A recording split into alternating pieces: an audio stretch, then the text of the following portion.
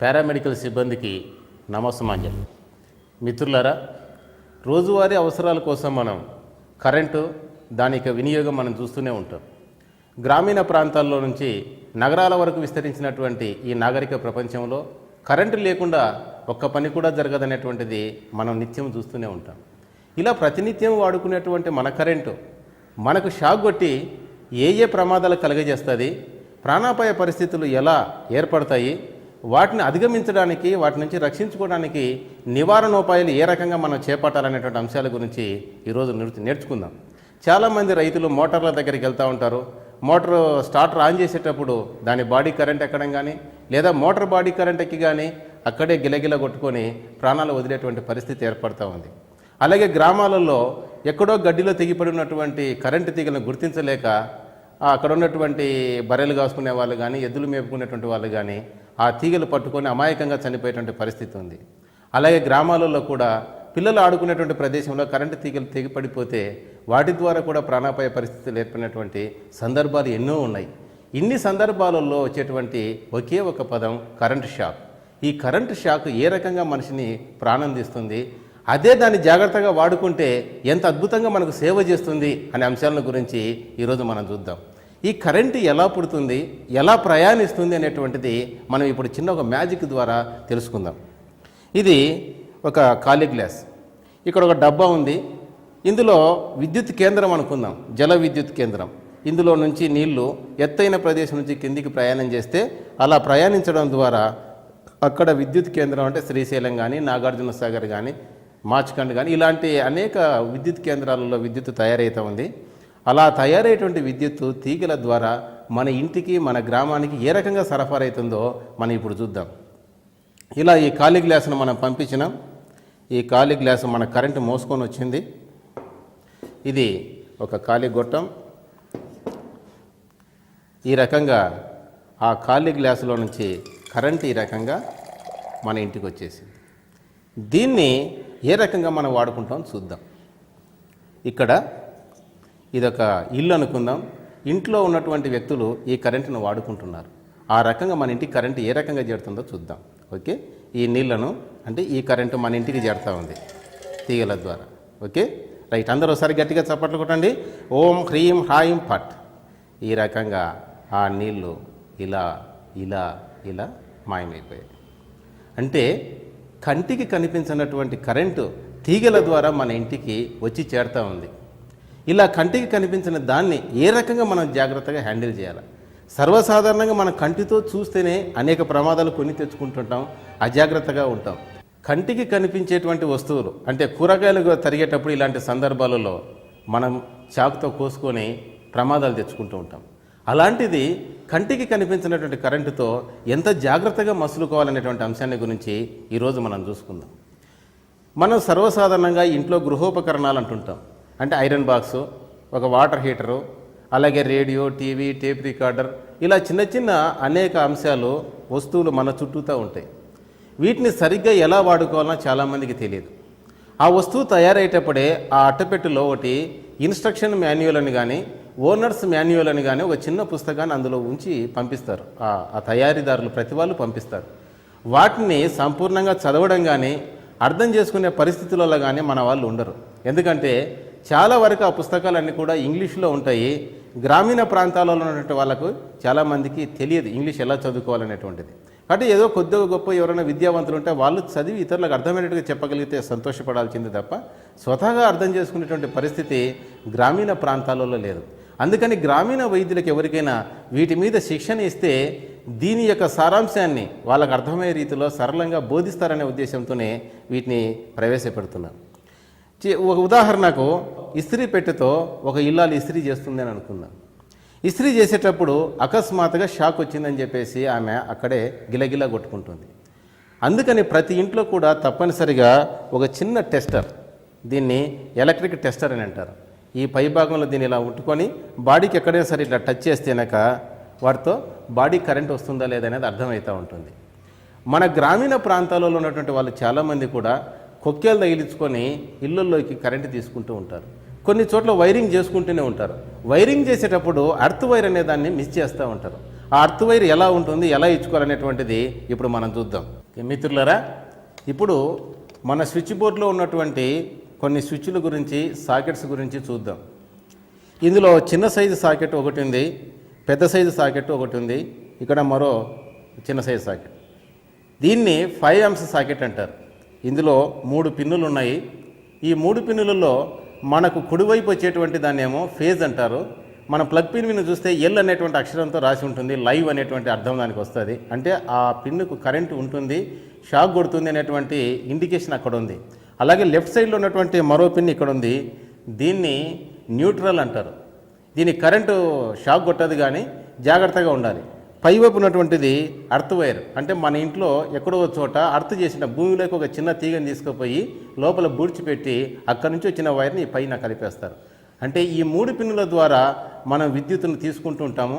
ప్రమాదం జరగకుండా, body current ఎక్కకుండా ఆపడానికి ఈ 3వ పిన్, అన్నిటికంటే పైన ఉన్నటువంటి సెంటర్లో ఉన్నటువంటి పిన్ను ఉపయోగపడుతుంది. చాలామంది వైరింగ్ చేసేటప్పుడు ఈ 3వ పిన్ను నిర్లక్ష్యం చేస్తారు. ఎందుకంటే వైర్ ఖర్చు అవుతుంది అనేటువంటిది ఒకటి, ఏముందిరా 2 పిన్నులు సరిపోతాయి కదా అనేటువంటి ఆలోచన మరొకటి.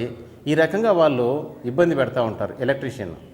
ఇక్కడ ఇది కూడా 15 amps, అంటే ఎక్కువ లోడ్, వాటర్ హీటర్లు కానీ, లేకపోతే గీజర్లు కానీ, లేదా మైక్రోవేవ్ ఓవెన్స్ కానీ, హయ్యర్ వాటేజ్, ఎక్కువ విద్యుత్తును వినియోగించేటువంటి వస్తువులు ఏవైనా ఉంటే ఇలా పెద్ద సాకెట్లో వాడుకోవాలి. ఇది 15 ఆంపియర్ల విద్యుత్ శక్తిని, విద్యుత్ ప్రవాహాన్ని తట్టుకునేటువంటి నిర్మాణం ఇందులో ఉంటుంది.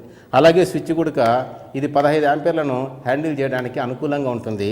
ఇక్కడ ఉన్నటువంటి స్విచ్లేమో 5 ఆంపియర్ల కరెంటును హ్యాండిల్ చేయడానికి వాటి యొక్క సామర్థ్యం ఉంటుంది. ఈ రకంగా మన ఇంట్లో ఉన్నటువంటి స్విచ్ బోర్డు ఉంటుంది. అట్లాగే ఇక్కడ ఒక ఫీజు గుడక ఉంది.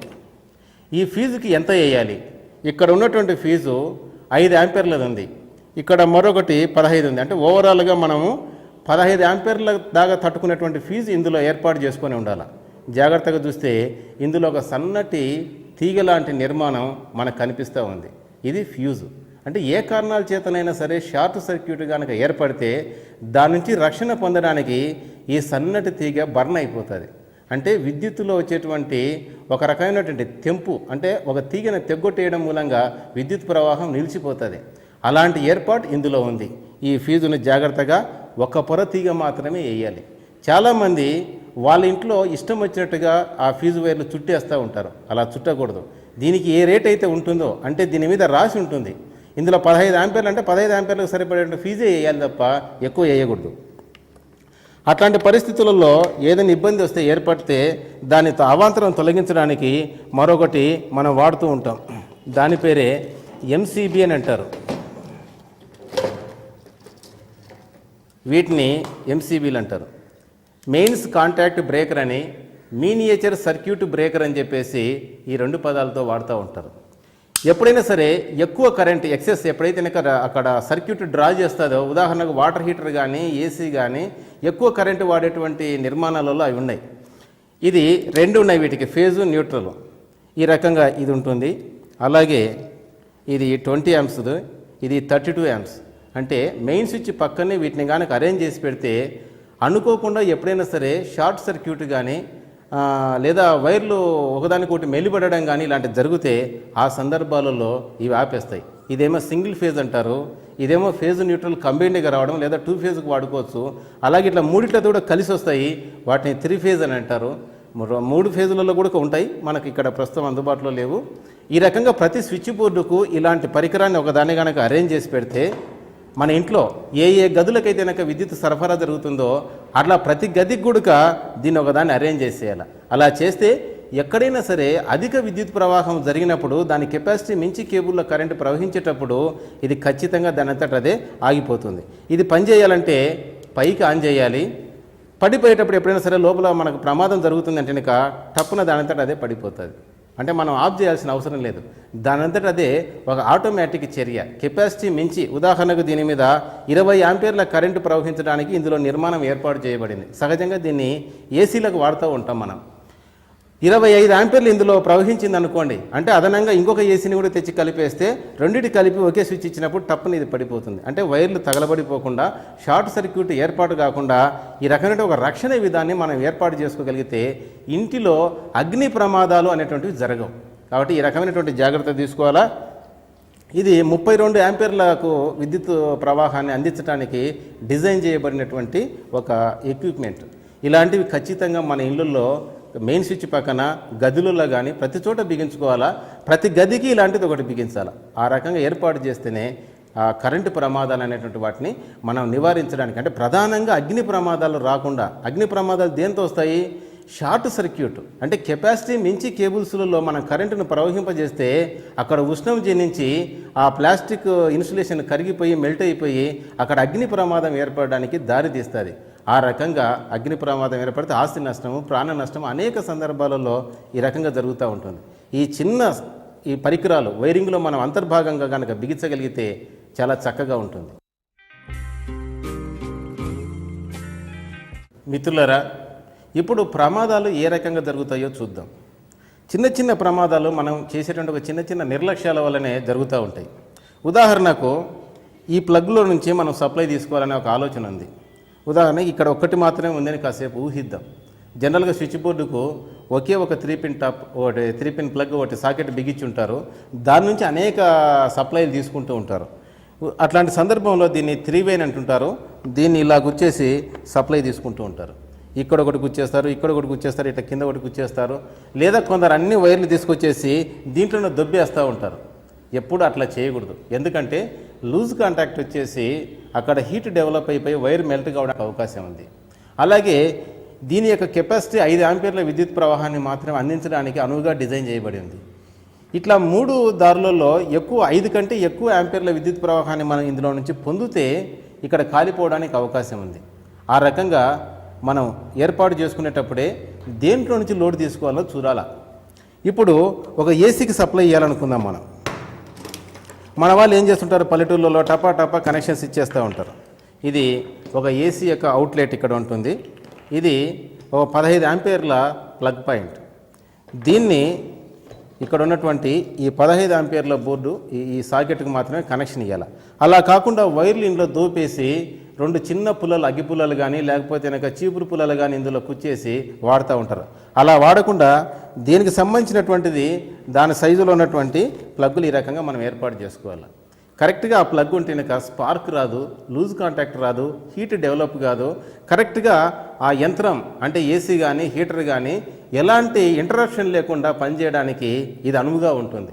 ఈ రకంగా మనం చేసేటువంటి చిన్న చిన్న పొరపాట్లు ఆ ఎక్విప్మెంట్ లైఫ్ తగ్గిపోవడానికి, ఫలితంగా మన యొక్క జేబు చిలుంబట వదలడానికి, దాని తోడుగా షాక్ కొట్టడానికి ఇలా అనేక మార్గాలు అనేక రూపాలలో ఉంటాయి.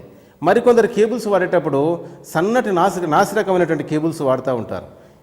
ఏ లోడ్కైతే డిజైన్ అయ్యిందో స్విచ్ బోర్డు, అంటే ఇందులో నుంచి ఎంతైతే నువ్వు వాడదలుచుకుంటున్నావో దానికి తగ్గ వైర్లను మాత్రమే మనం ఎంపిక చేసుకోవాలి. అలా కాకుండా సన్న వైర్లు కొందరు వాడుతూ ఉంటారు. అది ఎలా ఉంటుందో ఇప్పుడు మనం చూద్దాం. ఇది సన్నటిగా ఉన్నటువంటి ఒక ప్లాస్టిక్ వైర్. ఏదో ఇది ఒక 60 క్యాండిల్ బల్బు కానీ ఒక 100 క్యాండిల్ బల్బును కానీ వెలిగించడానికి ఉపయోగించుకోవడానికి ఇది అనువుగా ఉంటుంది. అలాగే దీన్ని 118 మల్టీ కోర్ అంటారు. ఇందులో ఏదో చిన్న అంటే దీనికంటే బెటర్గా పనిచేయడానికి ఇది ఉపయోగపడుతుంది. దీన్ని 720 మల్టీ కోర్ అంటారు. ఇది ఏసీలకు, ఒక ఏసీకి మాత్రము సరఫరా చేయడానికి ఇది అనువుగా ఉంటుంది.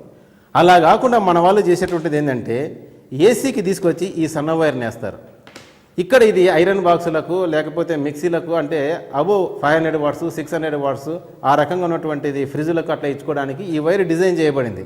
అలా కాకుండా ఇట్లా సన్నటి వైర్లను, ప్లాస్టిక్ వైర్లను వాడతారు. ఎక్కడ ఎంత లోడ్ ఉందో దానికి సంబంధించినటువంటి ఒక కొంత పరిజ్ఞానం మీకు తెలియకపోతే లోకల్గా ఉన్నటువంటి ఒక ఎలక్ట్రీషియన్ని పిలిస్తే ఆ మోటారు లేదా అక్కడ ఉన్నటువంటి గృహోపకరణం ఎంత కరెంటు డ్రా చేస్తుంది అనేటువంటి అంశాన్ని ఆధారం చేసుకొని ఆ టెక్నీషియను ఇంత వైరు వాడితే సరిపోతుంది ఈ గేజులు అనేటువంటిది ఆలోచన చేసి చెప్తాడు. చూడండి, ఇక్కడ ఏసీ కోసమే డిజైన్ చేసినటువంటి వైర్లు సేమ్ సైజ్ అన్నమాట. అంటే ఏ వస్తువు పనిచేయడానికి ఎంత గేజ్ వైర్ అవసరమో అంత గేజ్ వైర్ మాత్రమే వాడాలి. దానికంటే తక్కువది వాడితే అగ్ని ప్రమాదాలు ఏర్పడేటువంటి అవకాశం ఉంది. మరి ఇప్పుడు ప్రమాదం ఏర్పడినప్పుడు ఎలాంటి రక్షణ మార్గాలు, రక్షణ సూత్రాలు అవలంబించాలనేటువంటిది ఇప్పుడు మనం చూద్దాం. కరెంట్ షాక్ వలన ప్రాణాపాయం కలిగే అవకాశం ఉంది. సరైన రబ్బరు తొడుగు లేని తీగలు, హీటర్లు, ఇస్త్రీ పెట్టెలు అజాగ్రత్తగా ఉంటే అన్నీ ప్రమాదకారకాలే. ప్రమాదంలో ఉన్న వ్యక్తి కరెంటు తీగకు ఆనుకుని ఉంటే కరెంటును ఆపగలిగే సదుపాయం లేకపోతే పొడవైన బూజుకర్ర, చేతికర్ర వంటి వాటితో తీగ నుండి మనిషిని నెట్టేయాలి. ఈ పని చేసే వ్యక్తి తనకు షాక్ తగలకుండా జాగ్రత్త పడాలి. వదులుగా పడి ఉన్న కరెంటు తీగల్ని ఎత్తడానికి ప్రయత్నం చేయకూడదు. కరెంటుతో పనిచేసే వస్తువులు ఉపయోగించేటప్పుడు జాగ్రత్తగా ఉండాలి. ప్రతి ఇంట్లోనూ మెయిన్స్, కాంటాక్ట్ బ్రేకర్స్ను బిగించుకుంటే కరెంట్ షాక్ తగలగానే మెయిన్స్ దగ్గర కరెంట్ ఆగిపోతుంది, ప్రాణాపాయం ఉండదు.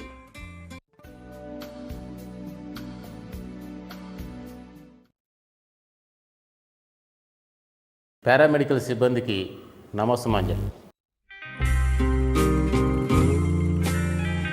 ప్రమాదం ఏర్పడినప్పుడు ఎలాంటి రక్షణ మార్గాలు, రక్షణ సూత్రాలు అవలంబించాలనేటువంటిది ఇప్పుడు మనం చూద్దాం. ఓకే, ప్రమాదాలు ఏర్పడినాయి. ప్రమాదం ఏర్పడినప్పుడు అక్కడ అనుసరించవలసినటువంటి మార్గదర్శకాలు ఏంది, రక్షణ సూత్రాలు ఏంది ఇప్పుడు మనం చూద్దాం. ఎప్పుడైనా సరే కరెంటు షాక్ కొట్టిందంటే ప్రధానంగా ఏ పద్ధతులలో కొడతా ఉంటుంది? ఇన్సులేషన్ మన వాళ్ళు సరిగ్గా చుట్టరు. అంటే ఏదైనా సరే కేబుల్ లెంత్ సరిపడేంత కనుక తీసుకోకపోతే అక్కడక్కడ జాయింట్లు వేస్తారు. ఆ జాయింట్లు వేసినటువంటి ప్రదేశంలో ఇలా ఇన్సులేషన్ టేప్స్ కనుక వాడకపోతే ఖచ్చితంగా షాక్ కొట్టే ప్రమాదం ఉంది. కొందరేమో న్యూస్ పేపర్ చుడుతూ ఉంటారు, దారం చుడుతూ ఉంటారు. మరికొందరేమో మామూలు ప్లాస్టిక్ కాగితాలను, అంటే కాఫీ పొడికో లేదా షుగర్కి వచ్చేటువంటి ఆ క్యారీ బ్యాగ్స్ను తీసి చుట్టేసి ఆ రకంగా, అంటే కొంత అది బెటర్ కానీ యాక్చువల్గా వాడాల్సినటువంటిది మాత్రము ఇలా ఇన్సులేటింగ్ టేప్స్ అనేటువంటి వాడాలా. ఇది ఒక్కోటి 10 రూపాయలు అవుతుంది. ఇంత తక్కువ ఖరీదులో ఉన్నటువంటి ఈ యొక్క ఇన్సులేటింగ్ మెటీరియల్ను ఉపయోగించకుండా బట్టలు చుట్టడము, దారాలు చుట్టడము, పురుకోసలు చుట్టడం ఇలాంటివి చేయకూడదు. మరి అట్లాంటి సందర్భంలో షాక్ తగిలింది. షాక్ తగిలితే ఏం చేయాలో మనం చూద్దాం. వెంటనే అక్కడ ఉన్నటువంటి వ్యక్తిని మనము ఓ సురక్షితమైనటువంటి ప్రదేశంలోకి తీసుకుపోవాలి. అలా తీసుకెళ్ళడానికి ఇలా ఇన్సులేషన్ గ్లోవ్స్ అనేటువంటివి అమ్ముతూ ఉంటారు. వీటిని జాగ్రత్తగా ఇలా చేతులకు తొడుక్కొని ఆ యొక్క వ్యక్తిని మనం ఏ వ్యక్తి అయితే ఇంకా ప్రమాదంలో ఇరుక్కుపోతాడో ఆ వ్యక్తిని జాగ్రత్తగా తీసుకురావాలి. అలా ఒక సురక్షితమైనటువంటి ప్రదేశంలోకి తీసుకురావాలి.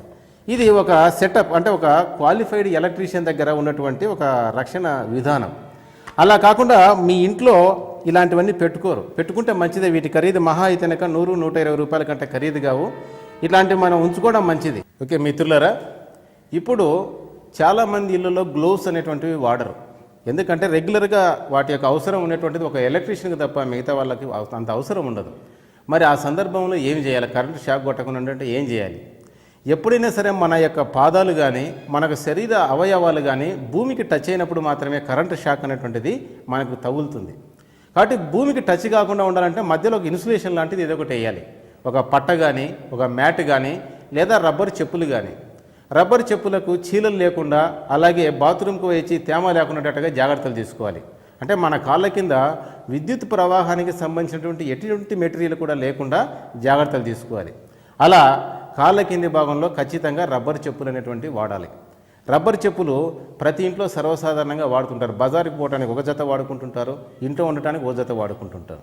లేదా కొందరికి అలాంటి అలవాటు లేకపోతే ఖచ్చితంగా కొనేటప్పుడే ఒకటే జతను మనము ఆ రకంగా కరెంటుకు పనికొచ్చేటట్టుగా కొనుక్కోవాలి. కరెంటుతో ఏ పనినైనా సరే మనం చేసేటప్పుడు ఖచ్చితంగా రబ్బర్ చెప్పులు వేసుకొనే చేయాలి. ఇస్త్రీ చేస్తున్నావు, రబ్బర్ చెప్పులు వేసుకో. లేదా ఒక చిన్న అట్టముక్క మనకి ఏదైనా ప్యాకింగ్ మెటీరియల్కి వస్తూ ఉంటుంది, ఆ అట్టముక్కను కాళ్ళ కింద వేసుకుంటే బాడీకి కరెంట్ వచ్చినా సరే షాక్ కొట్టకుండా మనల్ని మనం రక్షించుకోవడానికి అవకాశం ఉంది. అలాగే మిక్సీలు ఇలాంటివన్నీ వాడుతూ ఉంటాం. వాడేటప్పుడు ఒక్కొక్కసారి మోటార్ ఎక్కువ కరెంటు తీసుకొని షార్ట్ సర్క్యూట్ వల్ల కూడా కరెంట్ షాక్ వస్తూ ఉంటుంది. అలాగే బకెట్లలో ఇమ్మర్స్డ్ వాటర్ హీటర్ అనేటువంటిది వాడుతూ ఉంటారు. అంటే వేడి నీళ్ళు తయారు చేసుకోవడానికి చలికాలంలో చాలామంది గ్రామాలలో తక్కువ ఖరీదులో వచ్చేటువంటి వాటర్ హీటర్స్ వాడుతూ ఉంటారు. నీళ్లు కాగినాయో లేదో అని చెప్పేసి చేయి పెట్టి చూస్తూ ఉంటారు. అలా చేయి పెట్టకుండా ఎప్పుడైనా సరే చేయి పెట్టాల్సిన పరిస్థితి వస్తే ఖచ్చితంగా రబ్బర్ చెప్పులు వేసుకొని మాత్రమే చూడాలా. లేదా అలా ఖచ్చితంగా చూడాలనుకునే పాటైతే కనుక స్విచ్ ఆఫ్ చేసుకొని నీళ్లు వేడెక్కినాయో లేదా చూడాలా. లేకపోతే పైభాగం బాడీ అంటే బకెట్కి కానీ బిందెకి కానీ వేసినప్పుడు ఆ సర్ఫేస్ ఎంత హీట్ ఉంది అనే దాన్ని బట్టి మనం ఒక అంచనాకు రావచ్చు. కాబట్టి డైరెక్ట్గా ఎప్పుడే కానీ విద్యుత్ పరికరాలను టచ్ చేయడం అనేటువంటిది అన్ని వేళలా ప్రమాదకరమే. మరి ఆ సందర్భాలలో తీసుకోవాల్సినటువంటి జాగ్రత్తలు ఏంది? కరెంటు షాక్ కొట్టింది, కింద పన్నాడు. కరెంటు వైర్ చుట్టుకుపోయింది చేతికి, లేదా అట్లాగే చేతిలో పట్టుకొని ఉన్నాడు, ఆ సందర్భంలో ఏమి చేయాలి? రక్షించడానికి వచ్చేటువంటి ఏ వ్యక్తి అయినా సరే ఫస్ట్ అతను కరెంటు షాకు గురి కాకుండా ఉండేటట్టుగా అతను తయారై ఉండాలి. అంటే కరెంటు వైర్ మీద పడి ఉన్నా, లేదా చేతికి చుట్టుకుపోయి ఉన్నా, లేదా ఆ గింజుకోవడంలో ఏదైనా శరీర భాగానికి అల్లుకుపోయి ఉన్నా, ఆ భాగాన్ని ముందు టచ్ చేయాలంటే అత్యవసరంగా టక్కున వెళ్ళి ఎక్కడైనా సరే మెయిన్ స్విచ్ ఉందేమో ఆ భాగాన్ని వెతికి ఆఫ్ చేసేయాలా, లేదా దగ్గర అందుబాటులో ఉన్నటువంటి స్విచ్ బోర్డు ఉంటే దానికి ఖచ్చితంగా ఫీజు క్యారియర్ ఉండాలా. ఇలా ఫీజు పీకేస్తే అందులో కరెంటు ప్రవహించదు. ఆ రకంగా మనం రక్షించడానికి వచ్చిన వ్యక్తి కనీస పరిజ్ఞానం ఇది ఉండేలాగా జాగ్రత్త పడాలి. అలా వ్యక్తిని తీసుకొచ్చిన తర్వాత ఏం చేయాలి? కరెంటు షాక్ కొట్టినటువంటి ఏ వ్యక్తికైనా సరే మొట్టమొదట గుండె ఆగిపోతుంది. గుండె ఆగిపోతే గుండెను ఆడించడానికి ప్రయత్నం చేయాలి. ఎందుకంటే మన గుండె నడవడానికి కావాల్సిన విద్యుత్ సంకేతాలు మన శరీరంలోనే తయారవుతాయి. బయట నుంచి వచ్చేటువంటి కరెంటు మన గుండె పనిచేసేటువంటి సంకేతాల కంటే బలమైన విద్యుత్ మన శరీరంలో ప్రవహించింది కాబట్టి అక్కడ గుండె ఆడేటువంటి రిథం ఒక రకమైనటువంటి ఒక సిస్టమేటిక్ ప్రొసీజర్ అనేటువంటి డిస్టర్బ్ అయిపోయి గుండె ఆడకుండా తాత్కాలికంగా ఆగిపోతుంది. 3 నిమిషాల్లోగా కార్డియాక్ మసాజ్ అంటే హృదయ మర్దన అంటారు. పేషెంట్ను పడుకోబెట్టేసి ఈ ఎదరొమ్మ మీద చేయబెట్టి ఇలా నిమిషానికి 72 సార్లు కనుక నొక్కగలిగితే ఖచ్చితంగా అతను బతుకుతాడు. అందులో అనుమానం ఏం లేదు. ఒక్కోసారి వైర్లు చుట్టుకొని పోయి నల్లగా కాలిపోయేటువంటి ప్రమాదం ఉంది, అగ్ని ప్రమాదం సంభవిస్తుంది. అంటే కరెంటు షాక్ కొట్టినప్పుడు విపరీతంగా లోపల శరీరంలో ఉష్ణం డెవలప్ అవుతుంది. ఆ సందర్భంలో వెంటనే నీళ్లు పోస్తూ ఉంటారు మన వాళ్ళు. వెంటనే నీళ్ళు ఎప్పుడూ పోయకూడదు. కరెంటు పూర్తిగా ఆపేసిన తర్వాత మాత్రమే నీళ్లు పోయాలి. నీళ్లు కూడా పూర్తి కారిపోయేలా కాదు, గుడ్డలు తడిపేస్తే చాలు. అంటే శరీరంలో ఉన్నటువంటి వేడిని బయటికి లాగడానికి జస్ట్ లైక్ కోల్డ్ స్పాంజింగ్ అంటారు చూడండి, ఒక తడిచిన టవల్ను తీసుకొని నీళ్ళలో ముంచి పిండేస్తే ఆ రకమైన తడిసిన టవల్తో శరీరాన్ని అంతా తుడిస్తే సరిపోతుంది. బొబ్బలు కనుక పొయ్యి ఉంటేనక వాటిని చెదపకూడదు. అలాగే బొబ్బలతో సహా తీసుకెళ్తేనక ఆసుపత్రికి తీసుకుపోతే అక్కడ వాళ్ళ డాక్టర్లు వాటిని ఏర్పాటు చేసుకుంటారు. ఎందుకంటే ఆ బొబ్బలను చిదిమినప్పుడు అందులో ఉన్న నీరు బయటకు వచ్చేసి ఆ పొర బయటికి ఎక్స్పోజ్ అయితేనక గాలిలో ఉన్నటువంటి సూక్ష్మక్రిములు ఆ రంధ్రాల ద్వారా లేదా ఆ చర్మం కాలి తొలగిపోయినటువంటి భాగంలో నుంచి లోపలికి ప్రవేశించి ఇన్ఫెక్షన్ కలిగజేస్తాయి. అందుకని వాటిని అలాగే ఉంచాలి. ఆ దుస్తులు కూడా అలాగే ఉంచి ఆసుపత్రికి తరలించాలి. ఒక్కోసారి గుండెతో పాటుగా ఊపిరి కూడా ఆగిపోయేటువంటి ప్రమాదం ఉంది. మరి నువ్వు హాస్పిటల్కి తీసుకురావాలంటే చాలా దూరంలో ఉంటుంది కాబట్టి పొలాల్లో ఇలాంటి ప్రమాదం ఏర్పడితే ఆ యొక్క ప్రథమ చికిత్స గురించి ఆ రైతులకు ముందే ఒక అవగాహన అనేటువంటిది మనం నేర్పించి పెట్టాలి. కృత్రిమ శ్వాస ఎలా ఏర్పాటు చేయాలా, నోట్లో నోరు పెట్టి బాగా ఊదగలిగి తినక ఆ రకంగా ఊపిరితిత్తులలోకి గాలి ఎక్కుతుంది. ఆ కాస్త కొంత పరిజ్ఞానం ఆ రైతులకు కనుకుంటే తాత్కాలికంగా అక్కడ ఏర్పాటు చేసుకొని ఓ బండి మీద గ్రామంలో ఉన్నటువంటిది కానీ లేదా పిఎస్సిలో కానీ తీసుకెళ్ళి అక్కడ ఉన్నతమైనటువంటి వైద్యాన్ని అందించడానికి అవకాశం ఉంటుంది. ఈ రకంగా కరెంటు షాకులో గుండె అయినా ఆగిపోవచ్చు, ఊపిరైనా ఆగిపోవచ్చు. ఈ రెండు కూడా ఆగిపోతే మనం తాత్కాలికంగా చేయవలసినటువంటిది హృదయ మర్దన అనేటువంటిది ఒకటి చేయాలి గుండె ఆడించడానికి. అలాగే కృత్రిమ శ్వాస అనేటువంటిది నోటిలో నోరు పెట్టి ఊదడం వల్ల కానీ ఈ రెండింటి వల్ల ఉపయోగకరంగా ఉంటుంది.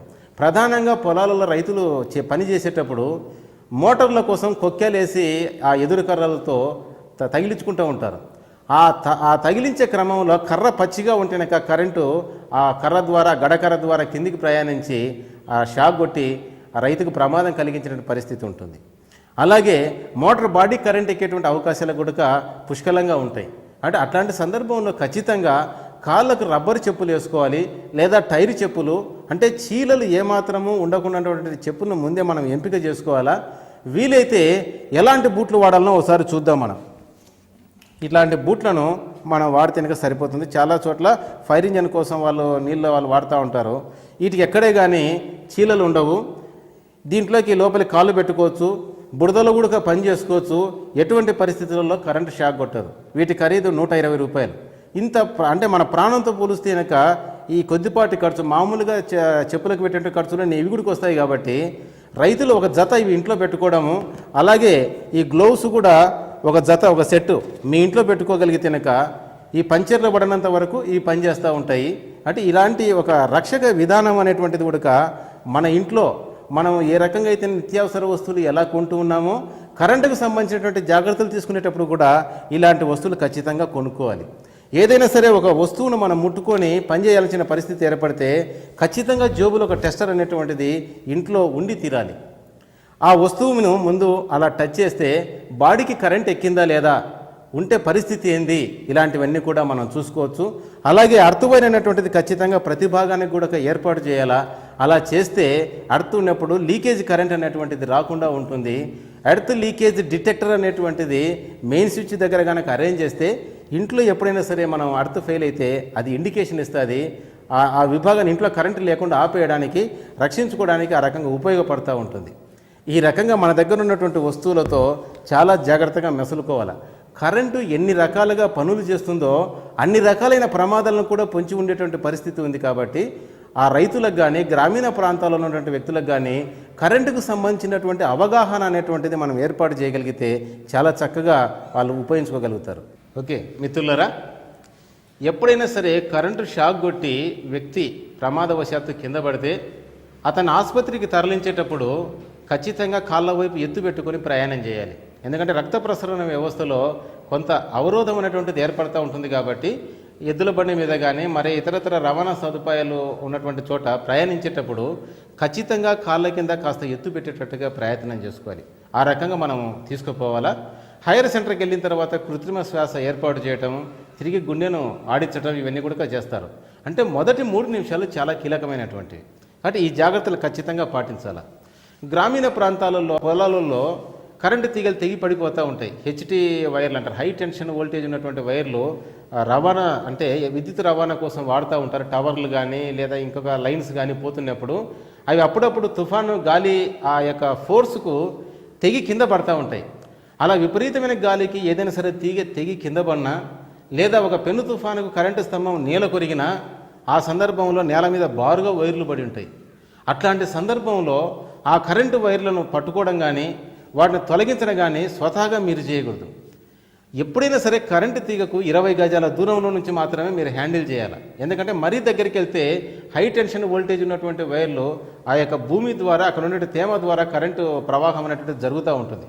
కాబట్టి చాలా జాగ్రత్తగా కరెంటును హ్యాండిల్ చేయాలి. వెంటనే మీరు చేయాల్సిన పని ఏంటంటే మీ దగ్గరలో ఉన్నటువంటి సబ్స్టేషన్కి మీరు ఫోన్ చేయడం కానీ సమాచారం కానీ అందించగలిగితే వాళ్ళు వెంటనే ఆ లైన్లో కరెంటును ఆపేస్తారు.